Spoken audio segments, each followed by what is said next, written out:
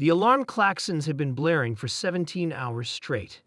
Captain Vex's antennae drooped with exhaustion as he stared at the holographic display showing the massive enemy fleet approaching the Galactic Alliance's last defensive line. 12 species, thousands of ships, and millions of lives were at stake, and they were losing badly. "Status report," Vex demanded, his four eyes blinking independently in a stress response. Science Officer Trell's scaled fingers danced across the control panel. "Not good, Captain. Defensive grid Alpha through Delta are gone.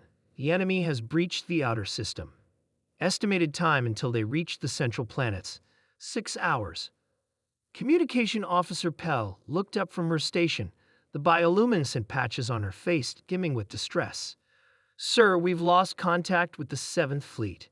Admiral Corps reports the 9th and 4th are surrounded." Vex slammed a clawed hand against the command chair. For 30 years, the Galactic Alliance had stood strong against the Void Swarm, a hive-minded species, bent on consuming all sentient life in the galaxy. For 30 years, they had held the line, until today. "Options?" he asked, already knowing the answer. Strategic Officer Mick, a hulking crystalline being, rumbled with a deep voice.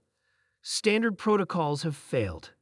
Tactical analysis indicates 98.7% probability of complete defeat within 9 hours. Vex closed his lower set of eyes and massaged the ridge above his upper ones. "There must be something. Some contingency we haven't tried." The bridge fell silent, save for the persistent wail of the alarms. Then Navigation Officer Grell, who had been unusually quiet, spoke up. "There is. Protocol Omega."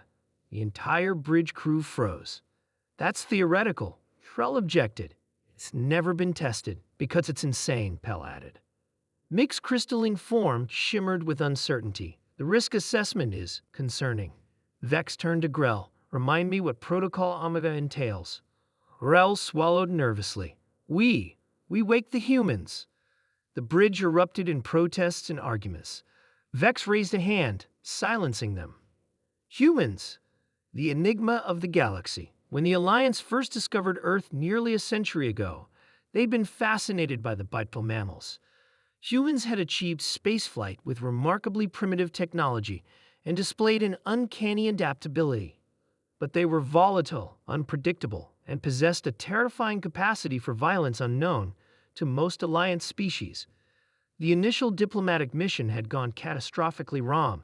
The details remained classified, but the result was clear.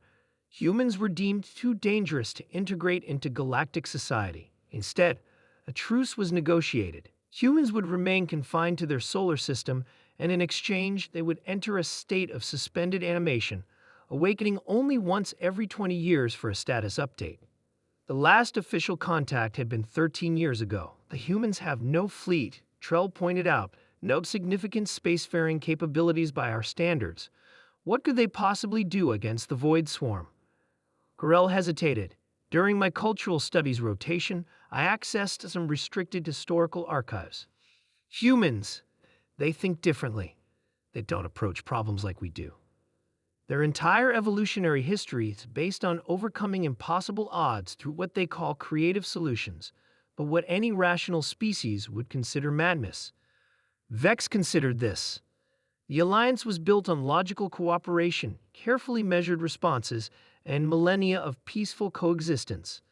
The Void Swarm had exploited those tendencies mercilessly. "Send the signal," Vex decided. "Captain," Trell protested. "The Containment Treaty explicitly forbids." "The treaty allows for emergency protocols," Vex cut in. "And if this isn't an emergency, I don't know what is." 3 hours later, the bridge crew watched nervously as a small, antiquated vessel approached the command ship. It docked with surprising precision for such outdated technology. When the airlock cycled open, a solitary human stepped through. Average height for their species, with short brown hair and unremarkable features. The only name they provided was Jones. Jones listened silently as Vex explained the situation. The massive Void Swarm fleet preparing to destroy everything, the failing defenses, the imminent extinction of a dozen species. "So we need a miracle," Jones summarized with a disturbing calm. "We need help. Vex corrected. Jones smiled. It wasn't reassuring. What resources do I have?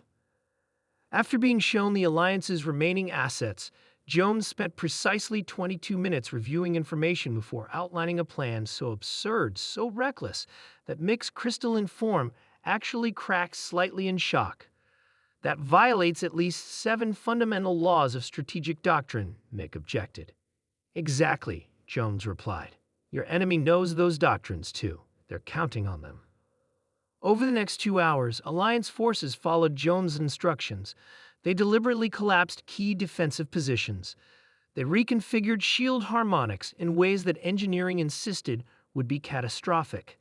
They programmed simple mining drones with behavioral patterns that Trell described as utterly irrational. And as the Void Swarm pressed what they thought was their final advantage, they found themselves lured into a trap. The collapsed defenses created a gravity funnel.